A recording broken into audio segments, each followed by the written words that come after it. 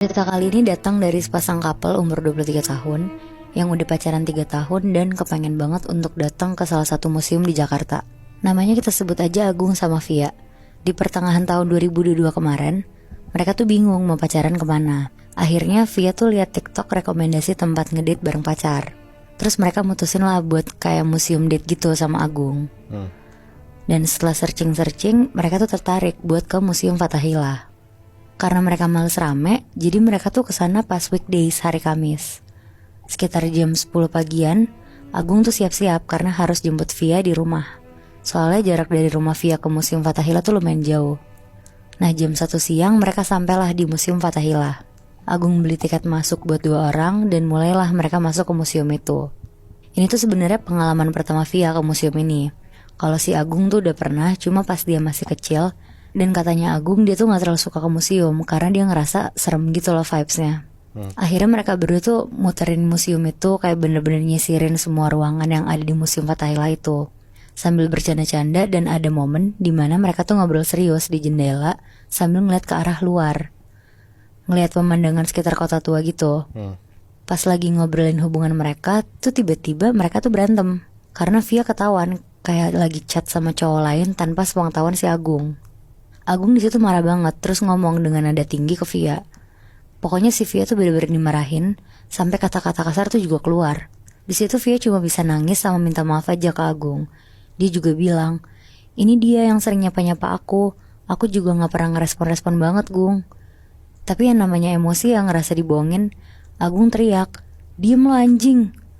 Akhirnya Via diem dan ngedengerin Agung ceramahin dia gitu.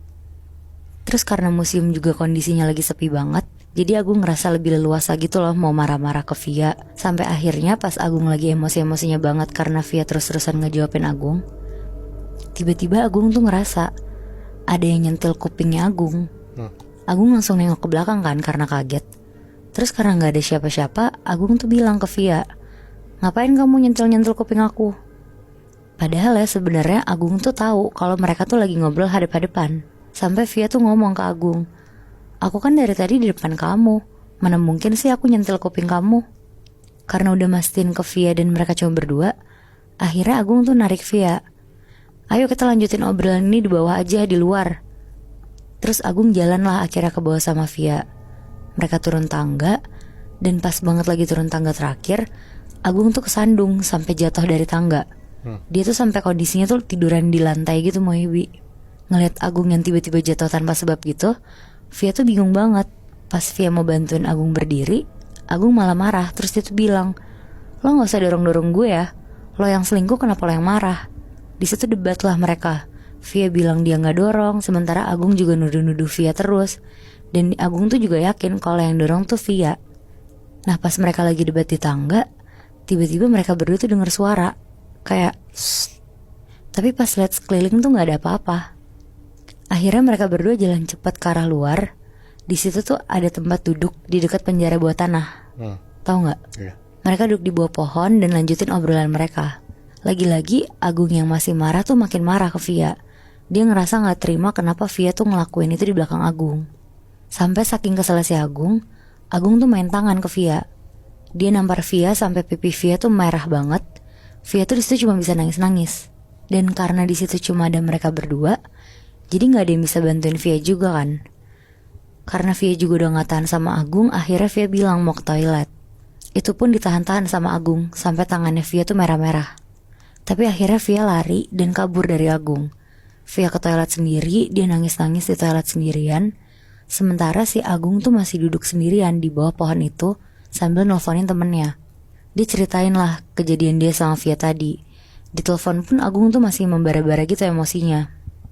Sampai tiba-tiba Agung tuh dengar kayak ada suara bisikan. Awalnya dia dengernya tuh samar-samar. Terus dia langsung matiin lah teleponnya. Sambil nengok kanan kiri, dia merhatiin ada siapa di sekitar dia. Ternyata tuh gak ada siapa-siapa. Tapi suaranya tuh jelas banget, ada sumbernya dari kirinya si Agung. Diikutin lah sama Agung, dia jalan ngikutin suara itu. Dan ternyata suaranya tuh ada di dalam ruangan. Dan pas Agung baca tulisannya tuh penjara bawah tanah.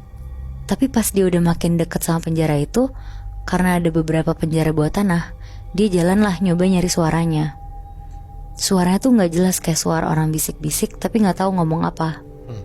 Pas dia nyoba ngedeket ke salah satu penjara, Agung tuh ngeliat di pojokan kanan ada laki-laki kepalanya botak, lagi duduk sambil nunduk di pojokan penjara itu. Berarti di dalamnya dong? Di dalamnya Moy. Mulutnya pun kayak sambil kayak komat kamit gitu. Agung tuh bukannya takut di situ, tapi malah penasaran sama laki-laki ini. Karena penjara ini juga kecil dan rendah gitu, akhirnya sambil nunduk-nunduk Agung masuk ke dalam. Terus dia tuh ngomong, Mas ngapain mas? Tapi gak dijawab sama laki-laki ini. Pas Agung makin ngedeket, tiba-tiba laki-laki ini berdiri terus teriak ke Agung, pulang. Agung kaget banget, dia langsung lari sampai jatuh-jatuh. Karena dengkulnya dia tuh ngerasa lemes banget kan. Dia lari nyari Via dan ngajak Via langsung pulang. Pas di jalan pulang, dia tuh bilang ke Via kalau dia tuh tadi ngeliat laki-laki kepala botak di dalam penjara bawah tanah dengan kondisi mukanya tuh kulitnya gak ada. Jadi kayak kelihatan tengkoraknya gitu loh Muibi. Pas ngedenger itu Via tuh takut banget dan langsung minta Agung anterin pulang ke rumah cepet-cepet. Agung pun sambil nyetir ngerasa badannya tuh berat banget, lemes sampai ngerasa gak bisa nyetir, tapi dipaksain lah sama Agung buat pulang. Akhirnya dengan susah payah dia nganterin Via pulang, terus langsung ngebut pulang ke rumahnya. Pas di jalan pulang abis nganterin Via ke rumah, Agung tuh ngerasa kayak ada yang ngeliatin dia dari jok belakang. Tapi ya dia udah gak berani macem-macem dong, apalagi buat nengok ke belakang kan. Akhirnya dia nelfonin Via lah untuk nemenin dia selama perjalanan pulang. Pas dia nelfon, diangkat. Tapi anehnya tuh yang ngangkat bukan Via, tapi suara laki-laki ngomong, halo. Nah kesel kan si Agung, dikira Via tuh udah terang-terangan nih sekarang selingkuhnya. Akhirnya Agung bilang, siapa lo? Ngapain lo sama Via? Terus tiba-tiba dijawab sama laki-laki ini, pulang. Ternyata suara laki-laki ini tuh sama persis sama laki-laki yang dia ketemu tadi di penjara bawah tanah. Akhirnya langsung dimatiin lah sama dia teleponnya. Pas Agung sampai rumah, dia langsung beres-beres, mandi dan pengen sholat. Tapi sebelum sholat pas dia mau ambil wudhu, dia tuh ngelewatin ruang tamu kan. Ada adeknya, terus dia nyapa adeknya, belum tidur dek. Tapi gak dijawab sama adeknya. Terus Agung lanjutlah langsung sholat di kamarnya.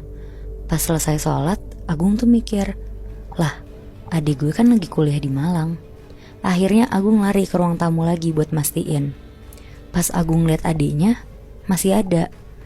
Terus adeknya ini ngomong, udah pulang. Tapi justru suara adeknya yang dia denger tuh persis suara sosok laki-laki yang ada di Museum Fathahillah tadi.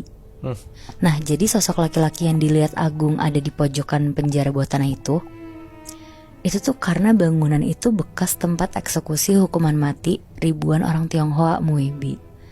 Dan mungkin aja ya sosok laki-laki itu adalah salah satu korbannya. Yang ngikutin Agung sampai rumah? Iya Mui. Anjir. Tapi mungkin bisa aja karena Agung tuh juga ngeganggu mereka gitu gak sih Mui? Iya karena berisik yang tadi tuh ya. Terus ngasarin ceweknya juga kan. Iya benar bisa jadi.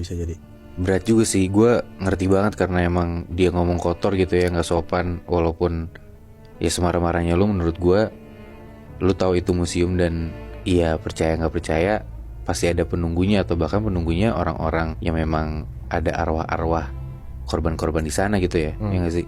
Iya Bi, karena memang Museum Fathahillah tuh di bagian penjara bawah tanahnya tempat korban-korban etnis Tionghoa dipenjarain di situ. Dan puluhan ribu orang Tionghoa emang dibantai di situ sama Belanda pada tahun 1740 lah.